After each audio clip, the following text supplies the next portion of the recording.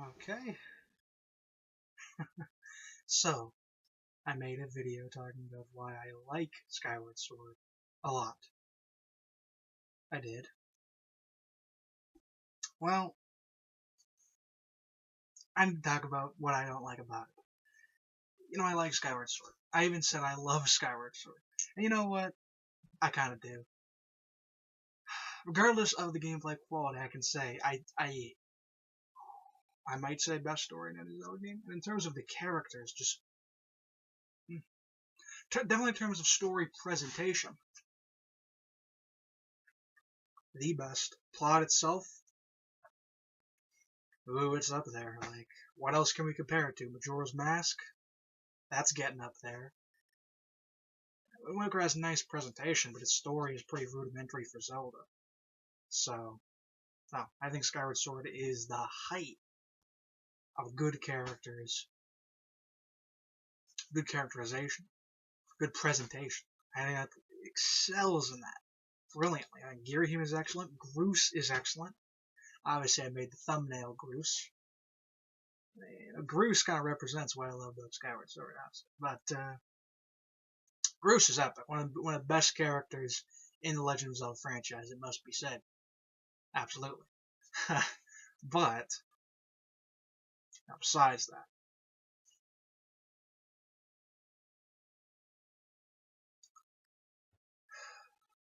so really for the plot, nothing negative to say. I think it's the height of the series. But, where are the downsides? Well, you have certain aspects of it. It's interesting because Skyward Sword has a lot of. Before I go on into the clunkers, the actual flaws, I'll talk about the things where these are different design choices, which in many ways have benefits, but also have cons. The first, I think, is the stamina meter. Stamina being in Zelda, I'm not sure what I think of it even right now, because the sprinting is nice, but it kind of reorients my mindset while playing, right? Like in Twilight Princess, Link basically walks the same speed as Skyward Sword Link does while he's just moving around, right? It's like the same movement speed. And yet in Skyward Sword, when I'm not sprinting, I feel so. I have this sense of impatience, like it's taking so long. You know what I mean? You know what that does to you. That I'm not sure what I think of that. It feels great when you have a stamina potion. You can just run, run, run till you're well done. But I think it kind of reorients your mindset while playing, and I don't think it does in a good way. It's not a bad mechanic, but other times in the game where you need to like run through things and you can run out of stamina and things like that, like the desert areas where you need to run through sand and you can run out of stamina. Because there are parts where you will just like guaranteed run out of stamina and barely make certain parts. Sandship, there's a part where that's the case. And you have that horrible part where you need to take out those like turtle desert things and then ride their shell. And I thought that was horrible. I thought that was horribly designed. Because those things, you basically can only take them out with bombs. But unlike those things, I don't know what they're called. Skyward Sword has new weird enemies. These things that they like either are in the sand or they're in lava, and they're there and they'll float there and they'll shoot like a projectile, elemental projectile at you. Those things you can always take out with bombs. But these turtle things move all around all the time, and they theoretically be taken out with bombs, but bombs don't explode on contact with them. So what I usually do is I jump in the sand, jump attack them, and then run back. And it's really awkward and pretty dangerous. And yeah, like besides that, you can like Skyward Strike, but Skyward Strike does half damage, so it takes like 6 hits with a Skyward Strike. It takes 3 regular attacks. Like it's horrible. Like that sucks. That part sucks. Like I need to say, you know, and even then, those things on the ground will eat up your shield. Very difficult at times. They can get you from behind. They mess me up when I'm trying to get tumbleweeds. Like those enemies are like the worst enemies in the game as far as I'm concerned. Hate them. Not a fan. And it's not like other Zelda games didn't have annoyances. But when the annoyance, well, the thing is, when they're in the sand, it's horrible. Like, it's just bad game design, plain and simple. Intolerable. But when they're just on the ground being annoying, they're workable. But at the same time, hello. At the same time, not exactly the best, right? Okay, okay. So, those enemies are awful. Those things that I mentioned, enemies that shoot projectiles, from the sand or in the lava, they're, I didn't like them initially until I figured out you can just use bombs against them. Because I used to use, like, Skyward Strikes, it takes, like, 3 of them, and it sucks. But, because that's what it is. Skyward Strike is kind of like a mixed bag. Half and half I like it, right? Because it does half the damage of your regular attack, which I'm not sure it should, honestly. You charge it, and it takes a while to charge, so the fact that it's less kind of sucks. And its range is not great early on. But what I love doing with it, you go up to Boko Blins, just Skyward Strike, slash them, and then they fall down, and you can just finish them below. I do that throughout the entire game. Just Slingshot, if you want an attack, Boko Blins, or Skyward Strike into them. So much easier. But, speaking of that, Boko Blins in packs sucks. I usually do like a Skyward Strike spin attack, but the thing is they're all individually blocking you, and you can't like target them in detail, so I just spin attack, and sometimes it works, sometimes it doesn't. Kinda sucks.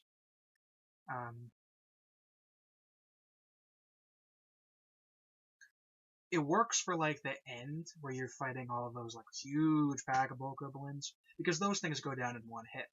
But for the others who take like 3 hits, pretty sloppy. Honestly, quite sloppy. Let's see, past that.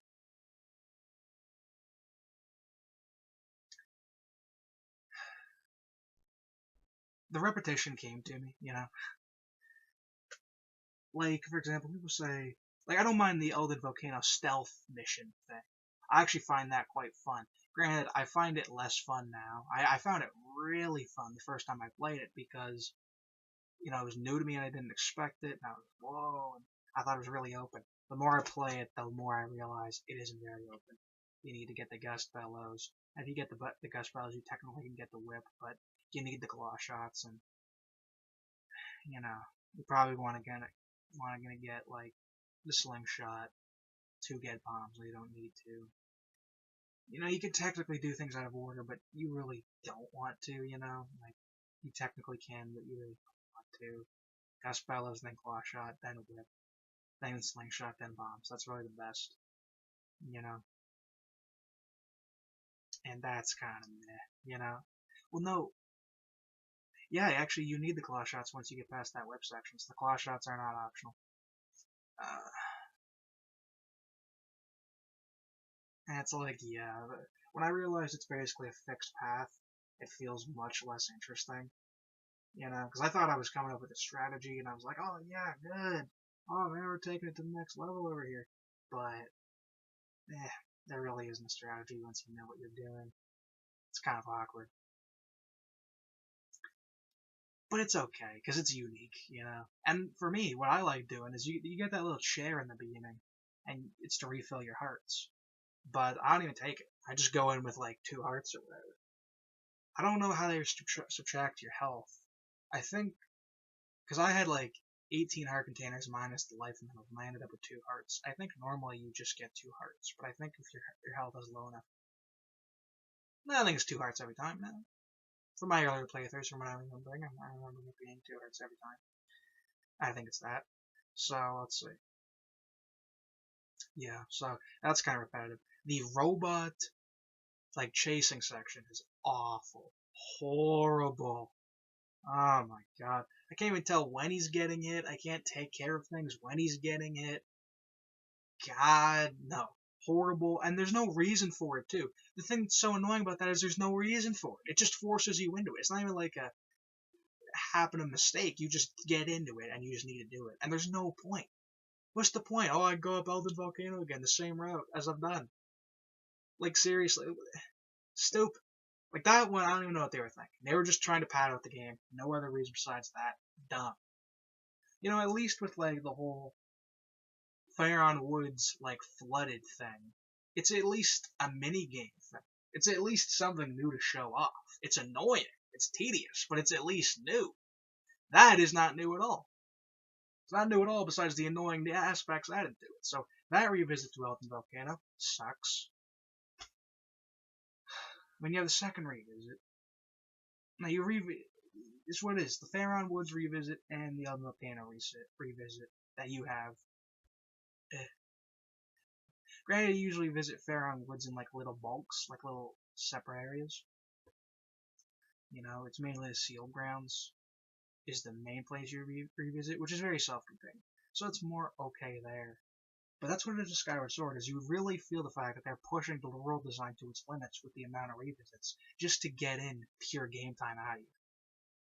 And to an extent, it's respectable how big of a game Skyward Sword is, like how long it takes.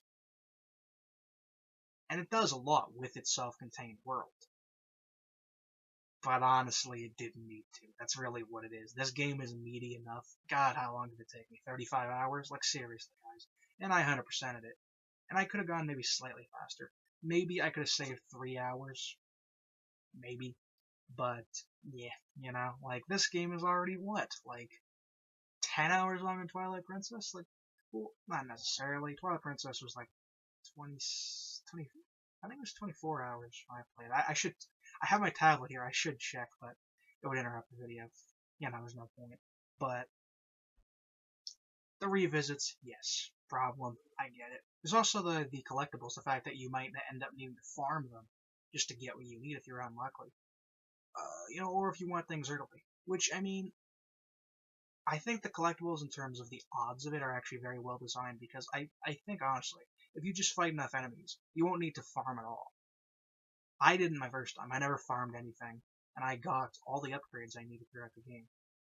You can get things earlier, you know, if you know what you're doing and you farm and blah blah blah, and that's cool. And it feels good to get things early, but it feels good that you can get things throughout the game as well. It actually kind of reminds me of Zelda 2 in that way, where Zelda 2 is a game where you can grind for experience if you want. And I myself kind of do. I do strategically, but now Skyward Sword, you don't necessarily need to farm, but you can. And the fact that the option is there is actually kind of appreciated. So I think it's actually well rounded in that way. Kind of like a Paper Mario game, honestly. Paper Mario games are like that too. But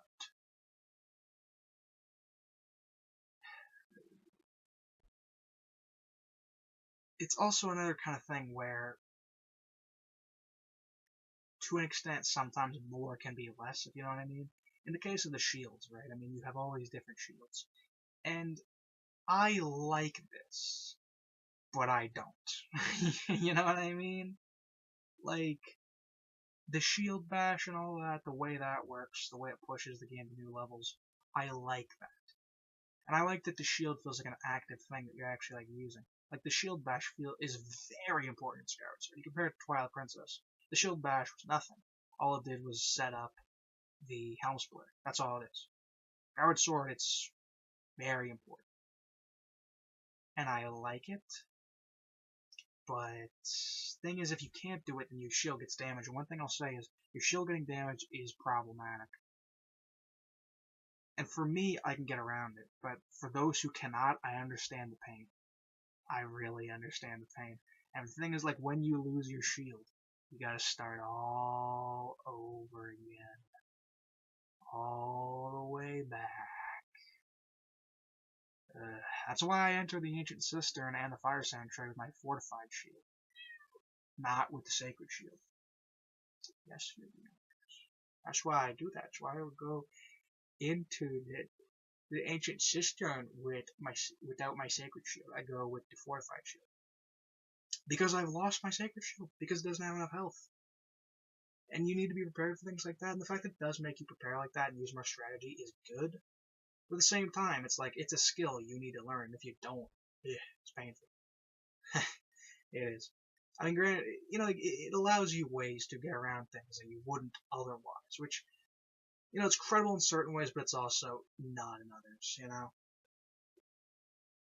And that is one thing. It's like Zelda, having your shield as a just base defense option is very good. And games that kind of walk around that or don't give you that in full, it's always kind of annoying, honestly. I really did not like it when the 2D Zelda games made you equip your shield and made your shield work differently. You know what I mean? In Link to the Past and Zelda 1 and all that, and even in Zelda 2, your shield simply was just a part of you. It just stands in front of you, and it just blocks basic projectiles. But then they make it so you need to hold it out, and it's just like, nah. So Skyward Sword mixes it up the same way. Holding your shield out just as a base defense is not that good. You'll take damage from that. That's a sacrifice to do. You do that when it's only necessary, which means you can take a lot of free hits, and that's annoying. It is very rewarding, I will say, when you can just hold out the Hylian shield at the end of the game, and it's it's not a sacrifice. It's actually a very rewarding feeling to be able to do that after so long needing to manage your shields. The Hylian shield, if you've been using your shield strategically throughout the game, is very rewarding to get because it takes away all these limits that you've had on yourself throughout the game. Like it really does. And that's rewarding, right? Like a limit being lifted like that is rewarding. But the fact that it's something which didn't exist in other games, I mean, it's mixed for me, but overall, I think it's probably more. It hurts more than it helps, honestly. I'll say that. In terms of the shields, it's a unique element. To certain degrees, I like it, but in my opinion, it hurts more than it helps. So that's what it is. Like Skyward Sword, there are many things I can critique. There are many things I can critique. Like I could talk about the Faron Lake game. That's what I call it, the Faron Lake. It's basically a lake at that point. Yeah, it's annoying, and yeah, you can make it less bad by taking air potions, which I do. It's less bad, but is less bad good?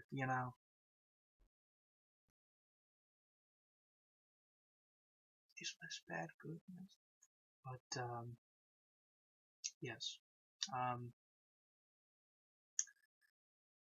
that's bad. The stealth sequence is okay, although the fire dragon is criminally underused. He just shows up, gives you the song of the hero, and that's it. And his model's pretty lame. He's just like a recolored water dragon in essence. Very lame. Lanayru Desert is consistently good. Consistently good. I like Lanayru Desert in all aspects. First visit to Faron Woods is great. Second is good. Third is bad. Elder Volcano, first is great. I don't know what I would call the second. I guess the second would be like the Fire Sanctuary Ascent. And that's good, besides the Scrapper thing. That's awful. Stealth sequence is okay. It's kind of cool. It's kind of exhilarating. It's good. I'll say it's good. But, there's certain aspects I like about it. Like, I like when you have 20 heart containers going into it, and then you lose your life medals and you're back down to 18 heart containers. That's cool. Because it actually feels like things have been taken away from you. You were so satisfied about getting every heart piece, and then that's taken away from you temporarily. Yeah, that's kind of cool. That's a cool feeling.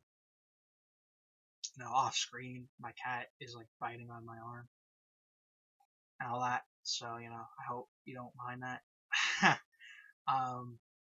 Let's see. Watch yourself. I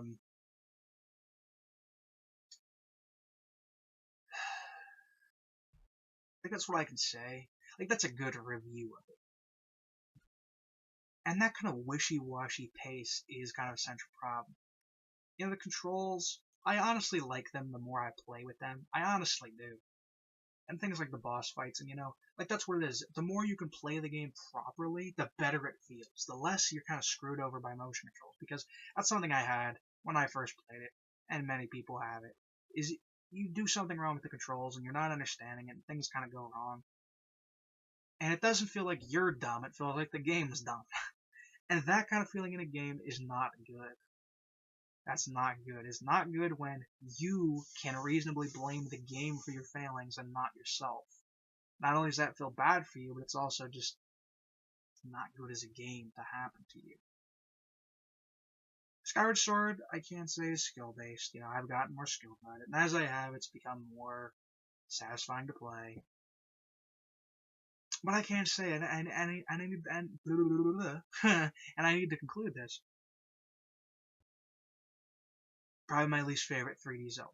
Now, I don't say that to knack it. I don't say that to be like, oh, bad one. It's not. It's not that it's bad. Not that at all, actually. I think it's in many ways it's well made. In fact, I'll say this: it's well made. It's just not well rounded. That's what it is. For its highs, they're quite high, and in fact, they're actually very good to severe degrees almost. Like in certain aspects, I think Skyward Sword actually is the best 3D. In terms of customization, in terms of that's a way. Actually, that's what it is. In terms of customization, right? I mean, besides Breath of the Wild, obviously, but it's I honestly count Breath of the Wild as just different. I don't even count it in the same zone category. I think it's its own category of 3D Zelda. Honestly, I don't count it in the same. I don't count it in the same category. But customization options, yes. Combat, I'm not sure where I would rank it. I think Twilight Princess has the best combat of any 3D Zelda. Dungeon design, I think, is actually top quality. Like Skyward Sword is a game that actually will put you through puzzles, honest to god puzzles, and it's fun. If you're into that kind of like being tested mentally, I find it very fun. I find it great. I actually do. I think the final dungeon is super fun to play. Planning things out like that, it's good on my brain. And of course, I haven't played it enough. I've only played it like 3 times. This is my third playthrough. I played most other 3D Zeldas a lot more, so I've memorized them more. So things will get better as I go. But I'll say now, I think it's the worst 3D Zelda. Not trying to knack it for that. I'm just saying it's the one I like the least. You like it though. And then I think it's Twilight Princess, and then Oot, and then Majora's Mask, and then Wind Waker. That's my honest opinion right now. But in the case of it, it's like Skyward Sword, and then Twilight Princess and Oot are like really close together, and then Majora's Mask and Wind Waker are really close together in terms of like how I rate them.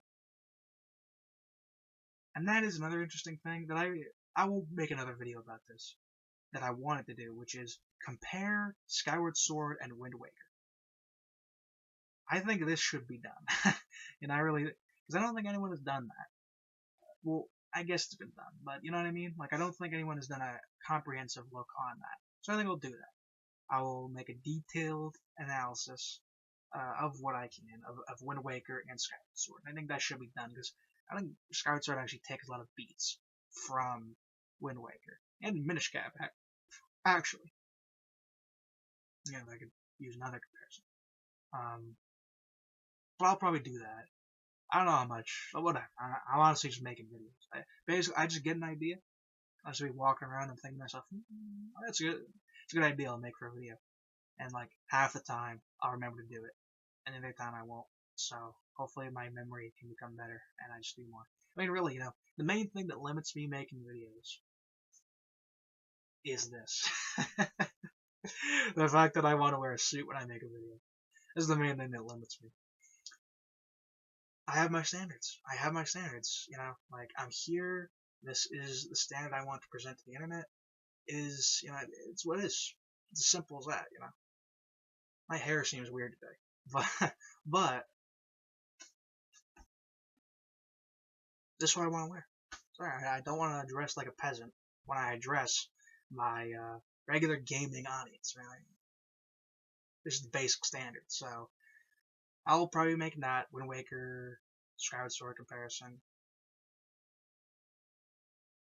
Yeah, I'll let you see on that. I'll let you see on that for what else is coming. But thank you for watching. If you're a fan of Zelda or any other video game franchise that I talk about, thank you for watching. Hope I informed you. Do subscribe if you want more content, obviously. I don't think I need to explain that to you. Obviously, if you're watching me, your IQ probably is quite esteemed, so you don't need to be told the basics. Have a nice day.